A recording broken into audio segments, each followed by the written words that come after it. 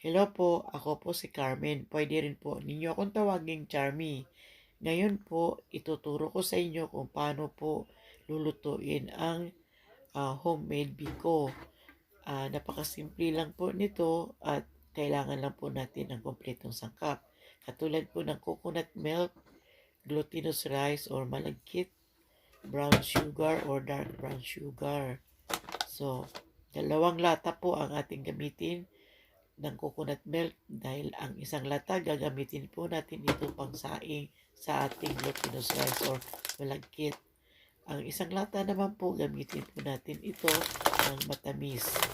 Kaya kailangan dalawa pong lata ang gagamitin natin na coconut milk. Ngayon, pinapakita ko sa inyo ang rice or glutinous rice kasi i-make sure po ninyo na walang halong bigas ito, ang rice natin or ang ating malagkit. Meron din po tayong takalan para matakal po natin ang ating ilulutuin. At kung wala po kayong kaldero, pwede rin po gamitin ang rice cooker. Kung wala po kayong rice cooker, pwede rin po natin gamitin kaldero pang saing sa ating malagkit o glutinous rice.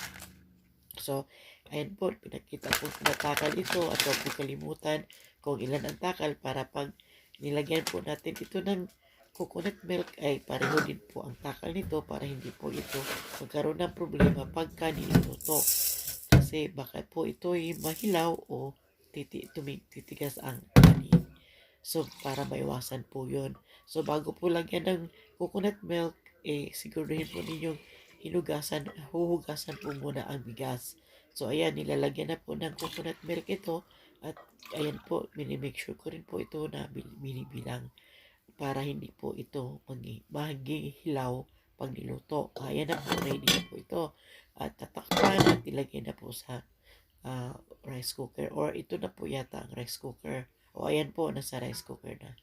At habang siguro po ito'y 10 to 15 minutes bago ito maluto. So, bago po ito maluto, pwede na po natin lutuin ang ating matamis. So, ang ating sugar na gagamitin ay yun nga po, brown sugar. At ilalagay na po natin sa kawali. Kailangan po ito ay nakatakal din. Pero depende na lang po ito sa inyo o sa gusto ninyong tamis o sa kung gaano kadami ninyong ilagay na ang sugar nito. Ngayon, para sa akin, natatansya ko na po lahat yan. Kung yung sugar ko ay na ginamit ay yung nasa plastic lang na yan, ay alam ko kung gaano kadami aking gagamitin. Kaya sa nakikita po ninyo dyan na yung hindi po ito puno kasi alam ko natatansya ko na lahat ang sugar na ilalagay ko kung gagamitin. Ngayon po kailangan ipapatag po natin ang sugar para hindi po ito magbuo-buo pag niluluto at pag nilagyan na natin ng coconut milk. So ngayon, ang isunod po natin dyan ay lagyan po natin ito ng coconut milk. So yung pong coconut milk na ilagay natin, isang lata din po. Iubusin po natin dyan ang isang lata kasi tama na po yan para sa isang lutuan or sa mga 7 katao siguro makakain sa depende po ito sa dami ng kanin na niluto po natin. Kaya yun po, itatantyahin po natin lahat ito. Yung pong coconut milk ay inaantay pa po at kinukuha ko pa po at kaya malapit na po siyang malagyan ng coconut milk. Ayan po. Ayan na yung coconut milk natin. So, ilalagay na po yung coconut milk dyan at nakasukat din po. Pero, kung ako pong tatanungin, pwede rin po hindi susukatin, tatantyahin nyo na lang po ito. So, ayan po. Ayan. Kailangan po papantay nyo ang sugar bago nyo ilagay ang coconut milk. At ito'y hahaluin para po pagkakumulo ito ay hindi po ito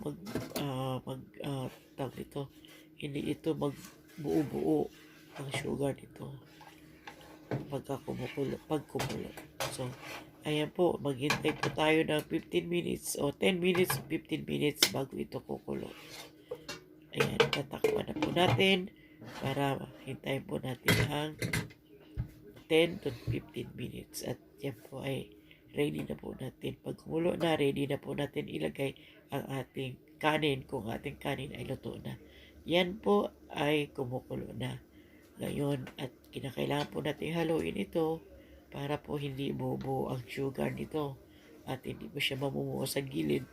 At isa pa, para hindi po siya lalabas sa kawali. Mag-ingat lang po tayo dito sa pagtinatalsik kasi masakit po ito sa ating balat pag tayo'y napaso nito.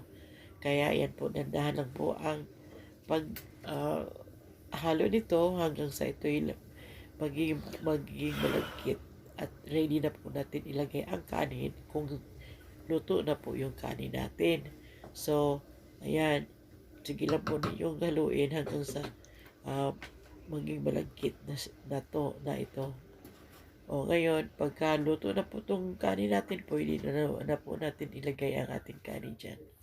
At ngayon, ayan na po siya. Yan, tapos na po siya at ganyan po ang kalabasan ng ating pagluluto ng ating homemade biko. So, sana po nagustuhan po ninyo ang video kong to at sana po sa susunod ay panoorin po din po ninyo ang aking video.